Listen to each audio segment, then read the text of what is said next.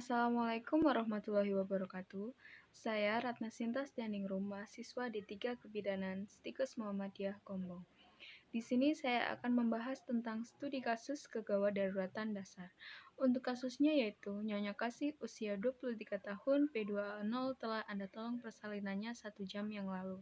Bayi lahir spontan, berat 1.800 gram, jenis kelamin laki-laki, A-S 5-7. Saat Anda melakukan observasi kala 4, Nyonya Kasih mengeluh mengeluarkan darah banyak. Apa yang Anda lakukan sebagai bidan untuk mendeteksi kegawat daruratan maternal maupun neonatal? Kemudian 3 hari kemudian, Anda melakukan kunjungan rumah untuk mengetahui kondisi ibu dan bayinya. Apa yang Anda lakukan sebagai bidan untuk mendeteksi kegawat daruratan dasar, maternal maupun neonatal? Mari kita bahas yang pertama yaitu diagnosa. Untuk diagnosa ibu, Nyonya Kasih usia 23 tahun, P2A0 infartu kala 4 dengan perdarahan primer. Untuk bayinya, bayi Nyonya Kasih dengan BBLR sedang. Untuk dasar dari diagnosa tersebut, untuk ibunya berdasarkan kasus di atas, Nyonya Kasih mengalami perdarahan kala 4 primer karena Nyonya Kasih mengeluh mengeluarkan darah banyak pada saat kala 4. Perdarahan kala 4 atau primer adalah perdarahan sejak kelahiran sampai 24 jam pasca partum atau kehilangan darah secara abnormal. Rata-rata kehilangan darah selama pelahiran per vaginam yang ditolong oleh dokter obstetrik tanpa komplikasi tidak lebih dari 500 mili. Untuk dasar diagnosa bayi, berdasarkan kasus di atas, bayi lahir spontan, berat 1.800 gram, jenis kelamin laki-laki, A-S 5-7. Bayi prematur sedang 33-38 minggu, atau BBLR 1.500-2.500 gram. Dapat mempunyai masalah segera setelah lahir. Kemudian untuk tindakan yang dilakukan oleh bidan saat perawatan, untuk ibu, yang pertama itu penyebab perdarahan kala 4 primer bisa karena atonia uteri, retensio plasenta, laserasi luas pada vagina dan perineum. Nah, untuk penata laksanaan perdarahan kala 4 primer, perdarahan harus minimal jika uterus wanita berkontraksi dengan baik setelah kelahiran plasenta. Jika ada aliran menetap atau pancaran kecil dari vagina, maka bidan harus mengambil langkah berikut. Yang pertama, periksa konsistensi uterus yang merupakan langkah pertama yang berhubungan dengan atonia uterus. Jika uterus bersifat atonik, masase untuk menstimulasi kontraksi sehingga pembuluh darah yang mengalami perdarahan. Kemudian, jika perdarahan tidak terkendali, minta staf perawat melakukan panggilan ke dokter. Jika res plasenta atau kotilodon hilang, dilakukan eksplorasi uterus. Uterus harus benar-benar kosong agar dapat berkontraksi secara efektif. Jika uterus kosong dan berkontraksi dengan baik, tetapi perdarahan berlanjut, periksa pasien untuk mendeteksi laserasi vagina dan perineum, karena mungkin ini merupakan penyebab perdarahan. Jika terjadi syok, penurunan tekanan darah, peningkatan denyut nadi, pernafasan cepat dan dangkal, kulit dingin lembab, tempatkan pasien dalam posisi shock posisi Trendelenburg, selimut dengan selimut hangat, beri oksigen dan program darah ke ruangan. Pada kasus ekstrem dan sangat jarang ketika perdarahan semakin berat, nyawa pasien berada dalam bahaya, dan dokter belum datang, lakukan kompresi aortik dapat dilakukan pada pasien yang relatif kurus.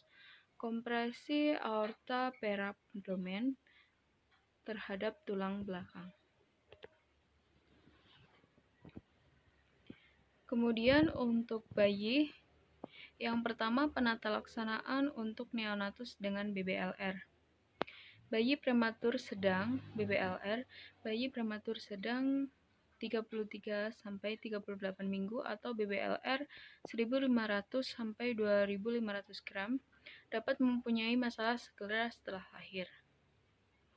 Asuhan yang diberikan adalah jika bayi tidak ada kesukaran bernafas dan tetap hangat dengan metode kanguru. Yang pertama, rawat bayi tetap bersama ibunya, dorong ibu mulai menyusui dalam 1 jam pertama. Jika bayi sianosis atau kebiruan atau sukar bernafas, frekuensi kurang dari 30 atau kurang dari 60 kali per menit. Tarikan dinding dada ke dalam atau merintih. Beri oksigen 0,5 per menit lewat kateter hidung atau nasal prong. Jika suhu aksial turun di bawah 35 derajat Celcius, hangatkan bayi segera. Kemudian untuk observasi pemantauan saat dirawat, yaitu terapi. Bila diperlukan, terapi untuk penyulit tetap diberikan, kolaborasi, tumbuh kembang, pantau berat badan secara periodik, 7-10 hari, 10% BBL kurang dari 1.500 gram, dan 15% bayi dengan berat lahir kurang dari 1.500 gram. Kemudian perhatikan kemampuan menghisap bayi, tingkatkan jumlah ASI 20 ml per kilogram per hari sampai tercapai 1.800 ml per kilogram per hari. Kemudian ukur berat badan setiap hari, panjang badan, dan lingkar kepala tiap minggu. Kemudian peran bidan untuk mendeteksi kegawat daruratan saat kunjungan PNC 3 hari. Yang pertama untuk ibu, yaitu periksa jahitan perineum apakah sudah ada tanda-tanda pengeringan atau belum.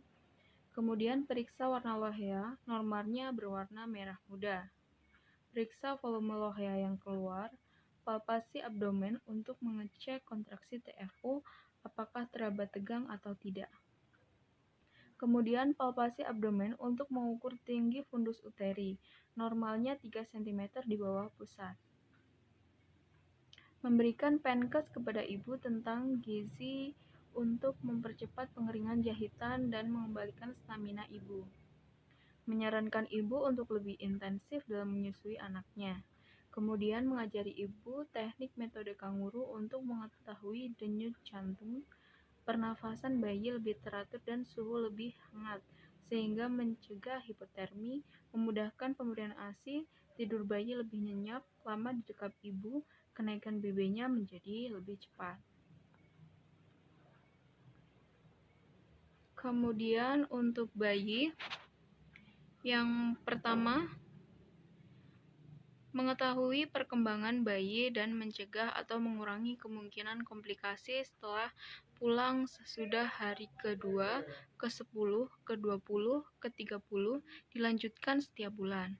Yang kedua, lakukan penilaian pertumbuhan berat badan, panjang badan, dan lingkar kepala.